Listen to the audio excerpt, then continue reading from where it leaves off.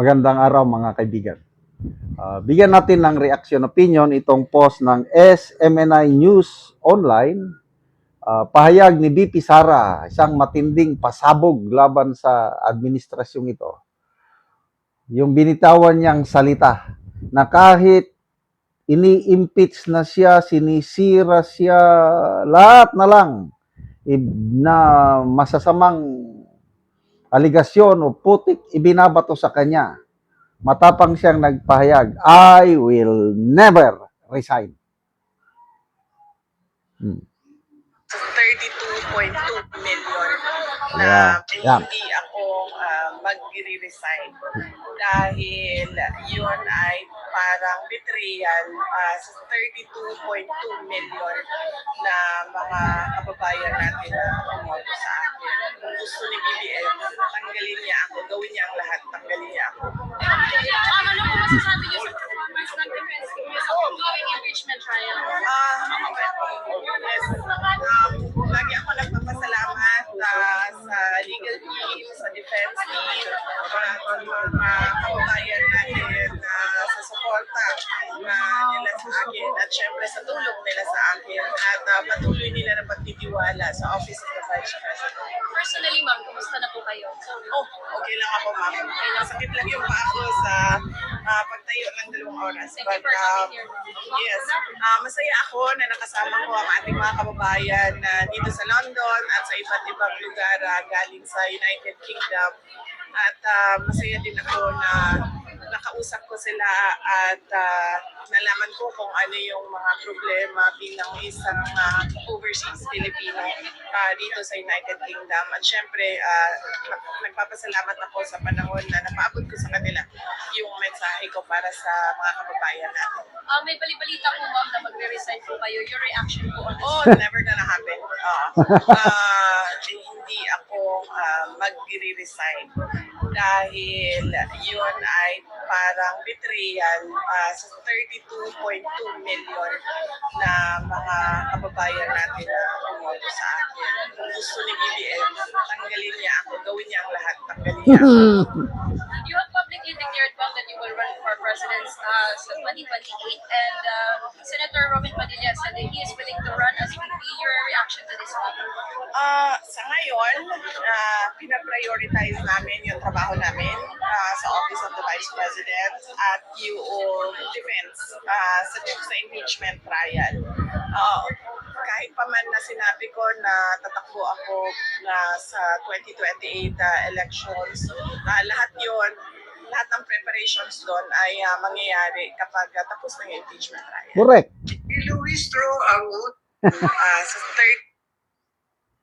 Gandang pahayag niya, no? I will never resign. Kasi ang game plan nitong mga taga powers that be, taga Palasyo, gipitin nila ng gipitin si BP Sara para mag-resign.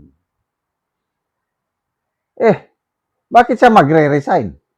Na kahit balibalik-tarin nila ang mundo, siguradong maa-acquit si BP Sara. Dahil it's just a numbers game.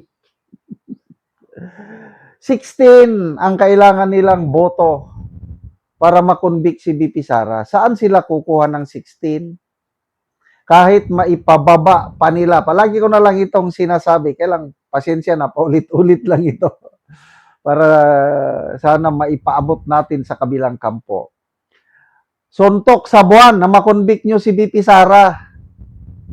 Sayang-sayang lang ang gastos ng taong bayan sa impeachment trial na ito. Dahil 16 ang threshold. Kahit maipababa ng 15, 14 o 13.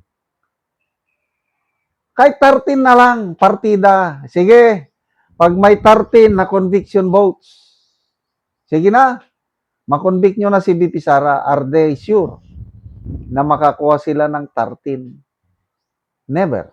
Bakit? Kasi ang conviction votes manggagaling lang sa majority senators na 13 lang sila. Hindi naman sila makasigurado na lahat yung 13 boboto ng conviction .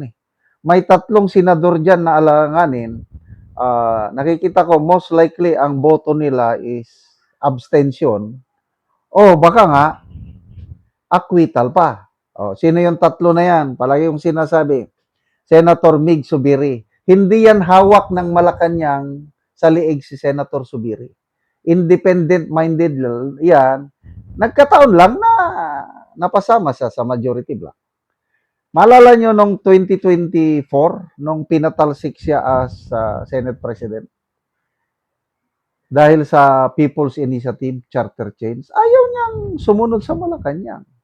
Kaya ito rin, sa impeachment trial na ito, hindi nila hawak sa liig itong si Senator Subiri. So ang bukid nun, na kung saan taga dyan si Subiri, 99% Duterte country. Si Subiri mismo ang nagsabi niyan.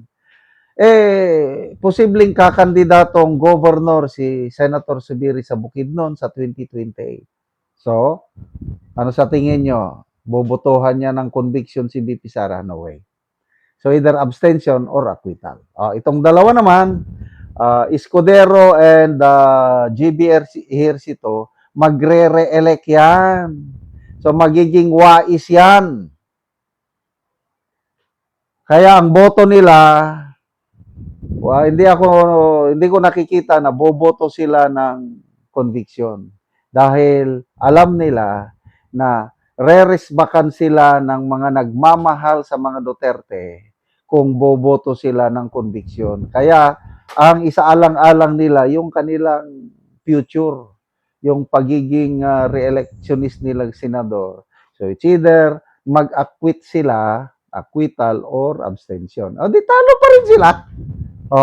So bakit magre-resign si BP Sara? Kaya wala na ang Malacanang, talunan na. Nagsisimula pa lang ang laban, talunan na ang... So, sige, anong hamon? Tanggalin mo ako kung kaya mo. Hindi siya magre-resign. Kaya ba ni BBM na tanggalin si BP Sara? In your dreams. Salamat mga kaibigan sa inyong pagsubaybay sa channel na ito. Nakakatulong kayo. Excuse me ha. Nakakatulong kayo ng malaki sa tribong Talandig ng Bukidnon dahil ang sweldo natin sa channel na ito is pantulong sa tribo. Namimigay tayo ng libreng yero at pako para makapagpatayo sila ng mas maayos na tirahan. Panoorin nyo ang video na ito. Tagaan na mo gyero. Ug karon mo na ni ang atupan sa natagaan na mo og gyero.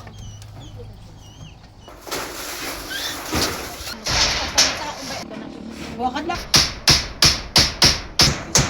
Mga dati at luwa na sin. Ling service. Pero sa nanay ko sa ni ano oras ni awayan ni.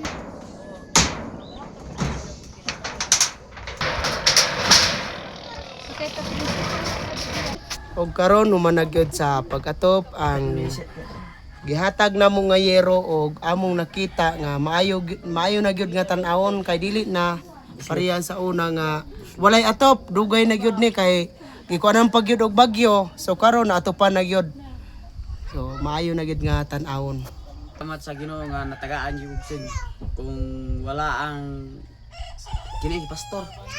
Salamat kayo sa tabang gihatag nga sin sa amo kay ug wala ang tabang nga daan ba ito akong atop sa una then tapos gibagyuan pa gyud then kung wala ang tabang wala gyud mi atop dili mi nani karon ang akong atop nga tsada kung wala ang yung gihatag nga iyo so mura to salamat. So pila na dayto ka tuig ang imong atop nga Tuig. Di man na to ka tuig. Daan pa gyud to. Daan na gyud kaayo. So pag bagyo gipalid na gyud. Dala kahoy gigabok na dugay kay natupan.